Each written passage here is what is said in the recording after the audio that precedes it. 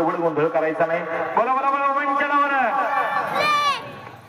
8 ते 10 दिवस झालं पाऊस चालू आहे. धो पाऊस चालू आहे. चूल पेटत नव्हती. आपल्याकडे कसं दिवाळीचा सण आपण मोठा करतो, लाडू चिवड्या शंकरपाळ्या करतो. तिकडं कर्नाटक भागामध्ये पंचमीचा सण मोठा असतो, लाडू चिवडा. बघा त्यावेळेस पोतभर चिवडा होता, लाडू होता, शंकरपाळ्या होत्या, सगळ्या जिन्नस तिथं तळावर आलेल्या होत्या.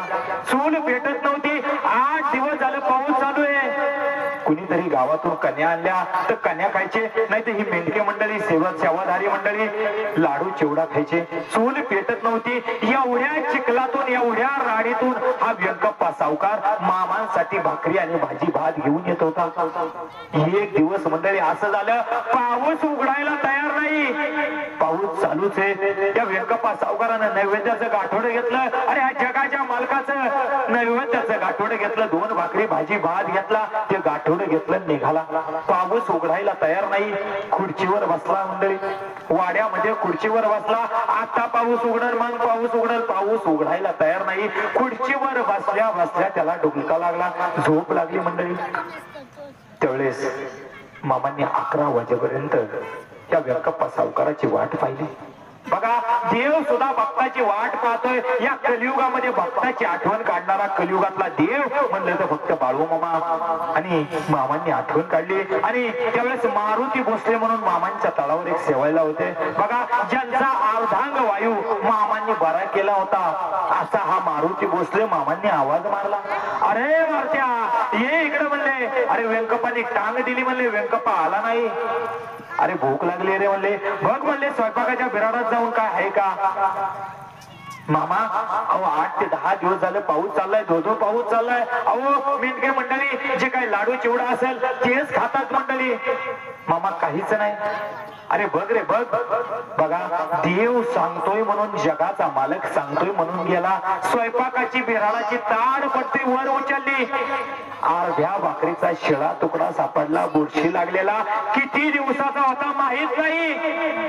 तो अर्ध्या शिळ्या भाकरीचा तुकडा हातात घेतला. अरे देवाला देवा तर पाप लागतंय, नाही देवा तरी पाप लागतंय. काय करावं सुचत नव्हतं. रडत रडत मामांच्याकडे आला. मामाने विचारलं, अरे मारत्या का रडतो रे. मामा अहो मीच काहीतरी पाप केलं असेल म्हणून माझ्या हातानं ही शिळी भाकर, बुरशी लागलेली भाकर मामा तुम्हाला देतोय. बघा देव काय म्हणतोय, अरे मारत्या तसं नाही रे. जसं वेळ येईल तशी काढावं लागते, जसं दिवस येते तसं काढावं लागतात. मामाने ती अर्धी भाकरी घेतली. बघा हातानं झटकली, बुरशी लागलेली होती. अरे याच्यावर चटणी तरी टाक. पळत पळत गेला, मसाल्याचा डबा घेऊन आला, त्यातली चटणी त्याच्यावर टाकला. अरे तेल तरी टाक, कोरडी कशी खायची. मामा तेल संपलंय. असू दे असू दे. पावसाचं पाणी ताडपत्रीवरून पडत होतं. त्या पडत्या पाण्यावर ताडपत्रीच्या पाणी मामाने हातावर घेतलं आणि त्या अर्ध्या शिळ्या भाकरीवर त्या मसाल्याच्या चटणीवर टाकलं. मारुती भोसले ढसा ढसा ढसा ढसा रडत होता. आणि मामांनी ती अर्धी भाकरी त्या मसाल्यावर आणि त्या पाण्याबरोबर खाल्लं मंडळी.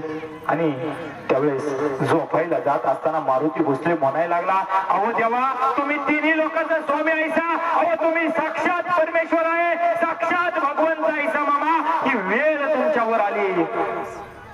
त्यावेळेस हा जगाचा मालक बाळू मामा बोलायला लागला, अरे जशी वेळ येईल तसं काढावं लागतं. माणसाला जशी वेळ येईल तसं काढावं लागतं. इथून पुढे या जगाला फार वाईट दिवस येणार आहे. बघा जगाच्या मालकाने त्यावेळेस सांगितलं, इथून पुढे या जगाला फार वाईट दिवस येणार आहे. आणि त्या दिवशी मामा आणि भक्त मंडळी सगळे झोपले गेले. सकाळ झाली. बघा पाऊस उघडला होता. व्यंकप्पा सावकार पळत पळत भाकरीचं गटुडं मामांसाठी 2 भाकरी भाजी घेऊन पळत पळत तळावर आला. तळावर आल्याच्या नंतर मामा बोलायला लागले, अरे व्यंकप्पा अरे रात्री टांग दिली आला नाही.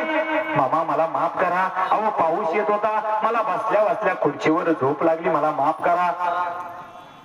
1966 काळ होता. पावसाळ्याचे दिवस होते. त्यावेळेस निंगापूरला मामांची बकरी होती. एखाद्या प्रिय पुत्राकडे पाहावं असं या भगवंताने, जगाच्या मालकाने व्यंकप्पा सावकाराकडे पाहिलं. व्यंकप्पा सावकार रडत होता, ढसा ढसा रडत होता. मामा बोलायला लागला, रे देव बोलायला लागला, जगाचा मालक. अरे व्यंकप्पा रडू नको, चल रो माझी भेट आता वैकुंठात होईल. त्यावेळेस मामांनी 1966च्या पावसाळ्यात लिंगापूर का सोडलं ते कायमच सोडलं आणि मामा समाधी घेण्यासाठी आदमापूर गावाकडे निघून गेलं. मामांच्या हयातीत व्यंकप्पा सावकारानं मामांना वचन दिलं होतं, मामा जोपर्यंत मी जिवंत आहे तोपर्यंत तुमची बकरी आमच्या भागामध्ये आल्यानंतर ती मी सांभाळेल, तिथं काही कमी पडू देणार नाही, जातीनं लक्ष देईल. आणि खरोखर मंडळी मामांच्या समाधीनंतरही मामांची एकनिष्ठ सेवा त्याने केली. तळावर लागणारा कपडा होता तो पुरवायचा. बाजार हाट ज्यावेळेस मामांची बकरी निंगापूरला यायची त्यावेळेस पुरवायचा. सगळ्यांची जेवण झाल्यानंतर मामांना जेवाय वाढायचा आणि नंतर तो प्रसाद घ्यायचा. नंतर मामांना एक बिडीव पेटून द्यायचा. मामांच्या हयातीत हा नियम त्याने पाळला तर पाळला. मामांच्या समाधीनंतर त्याने 27 वर्ष हा नियम पाळला. मंडळी मामांमुळे त्याला नामस्मरणाची गोडी लागली होती. त्याच्या मुखात सहसा रामकृष्ण हरी नाही तर बाळूमामा असायचं. लोकांना जगात सगळी लोक मामांच्या तळावर यायची आणि हा मंदिरात जायचा. त्यावेळेस भाविक भक्त मंदिरात आल्यानंतर बघा व्यंकप्पा सावकार काय सांगायचा, अरे सेवा करण्यासाठी या पृथ्वी तलावर आदमापूर सारखं देवस्थान शोधून सापडणार नाही. तुमचं काहीतरी पुण्य असेल म्हणून तुम्ही मामांच्या तळावर येताय आणि सेवा करताय, भक्ती करताय. त्यावेळेस हा व्यंकप्पा सावकार सगळ्यांना सांगायचा आणि खोटं नाही सांगत. मंडळी लक्ष द्या, व्यंकप्पा सावकारांनी मामांना शब्द दिलता मरेपर्यंत तुमची सेवा करेल. पण शेवटी वय झालं मंडळी.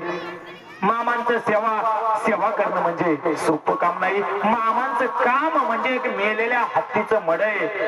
बघा मामांचं काम म्हणजे एक मेलेल्या हत्तीचं मड आहे. एकाने दोघांनी उचलून चालत नाही, सगळ्यांनी हात भार लावायला लागतंय तेव्हा ते मड उचललं जातंय.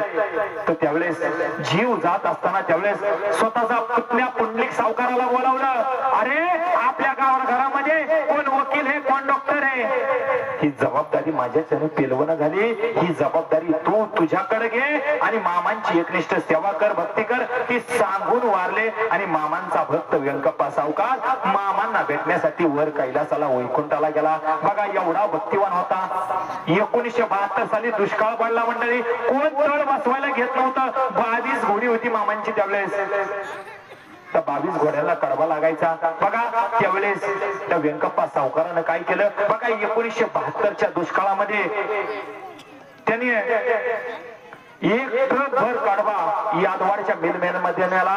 तिथं कडवा कुट्टी केली आणि असं ताडपत्रीवर हातरणार आणि बकऱ्यांना खाऊ घालणारा. बघा आता ह्या दिवसात कोण मका चारायला देईल, कोण कडवळ चारायला देईल, कोणी काही गवत चारायला देईल. पण 1972च्या दुष्काळात बघा बकरी सुद्धा कोण बसवून घेत नव्हतं. त्या परिस्थितीमध्ये हा व्यंकप्पा सावकाराने एवढी सेवा केली. म्हणून मामांनी सांगितलं होतं, अरे तुझा माझा संबंध आजकालचा नाही, तुझी माझी भेट वर वैकुंठात होईल.